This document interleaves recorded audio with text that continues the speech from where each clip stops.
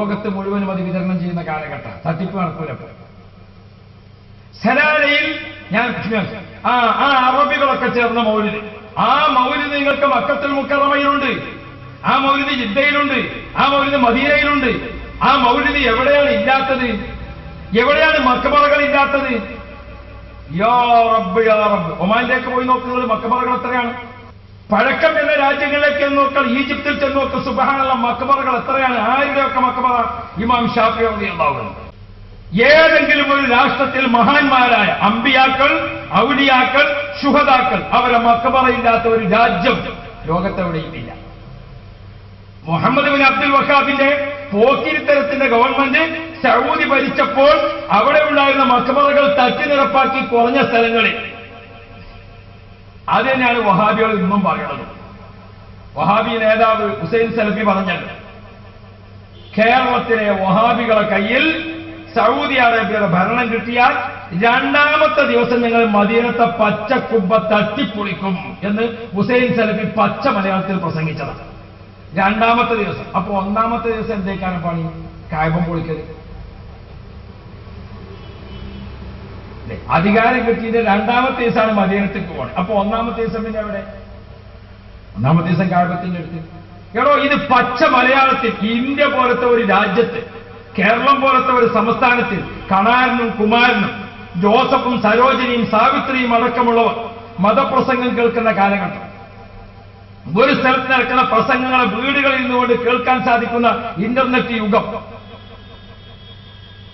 India ഇവിടെ ഈ പുതിയങ്ങാടി നടക്കുന്ന ഈ പ്രസംഗം ഇപ്പോൾ ഏതെല്ലാം സ്ഥലങ്ങളിലേക്ക് കേൾപ്പിക്കാനും കാണിക്കാനും സംവിധാനങ്ങളുണ്ട്. ഇതൊക്കെയുള്ള കാലത്ത് ഈ മതക്കാരായ ആളുകൾക്കൊക്കെ ഇടയിൽ ബിജെപിക്കാരനും RSSകാരനും ബജറംഗ് ദൾകാരനും അടക്കമുള്ളവർ, ബാൽ താക്കറെ അടക്കമുള്ളവർ പറഞ്ഞിട്ടില്ല, ഞങ്ങളെ കയ്യിൽ അധികാരം കിട്ടിയാൽ മുഹമ്മദ് നബിയുടെ പച്ചക്കുർബനകൾ തട്ടിപ്പൊളിക്കുമെന്ന് ആകാശത്തിന്റെ രൂപത്തിൽ പറഞ്ഞത് വഹാബി നേതാവ് ഹുസൈൻ സലഫി മാത്രമാണ്.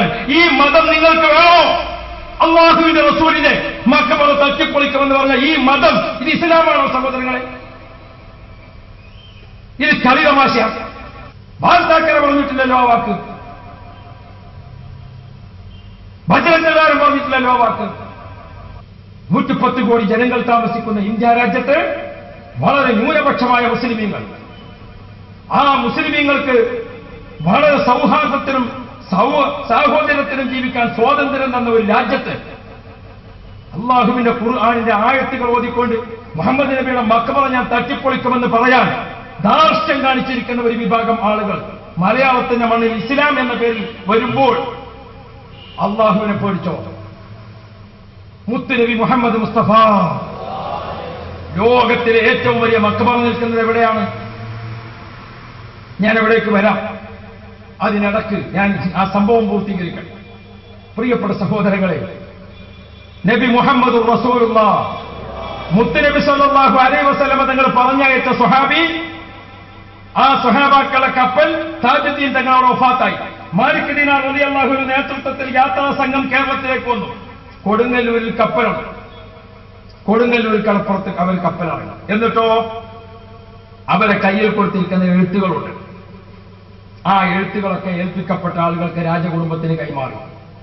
44 അംഗ സംഘത്തിൽ ഉമ്മയുണ്ട്, ഉപ്പയുണ്ട്, ഭാര്യയുണ്ട്, ഭർത്താവുണ്ട്, മക്കളുണ്ട്, ഒരു കുടുംബമായി അവരെല്ലാവരും ഉണ്ട്.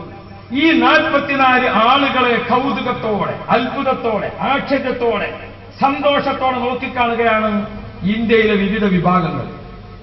അല്ലാ അവരുടെ ഒരു സ്നേഹം, അവരുടെ വാത്സല്യം, അവരുടെ ആദരവ്, അവരുടെ അനുസരണം, മാതാപിതാക്കൾക്ക് കൊടുക്കുന്ന ബഹുമാനം, മക്കളോട് കാണിക്കുന്ന വാത്സല്യം, ഭാര്യമാർക്ക് കൊടുക്കുന്ന സ്നേഹം, ഭർത്താക്കന്മാർക്ക് കൊടുക്കുന്ന ആദരവ്, ഇതൊക്കെ അവർ കാണുകയാണ് അത്ഭുതത്തോടെ.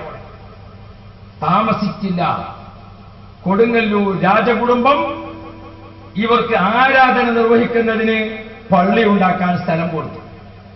ചെറുപ്പക്കാർ മനസ്സിലാക്കാൻ, പള്ളി ഉണ്ടാക്കാൻ സ്ഥലം കൊടുത്തു. ആ സ്ഥലം കൊടുത്തപ്പോൾ രാജകുടുംബത്തിൽ നിന്ന് കിട്ടിയിരിക്കുന്ന ആ സ്ഥലം മുസ്ലിമീങ്ങൾ സന്തോഷത്തോടെ ഏറ്റുവാങ്ങി. ഹൈന്ദവ സഹോദരന്മാരുടെ വിശാല മനസ്സ് ഇസ്ലാമിന് തുറന്നു കൊടുത്തു അവർ.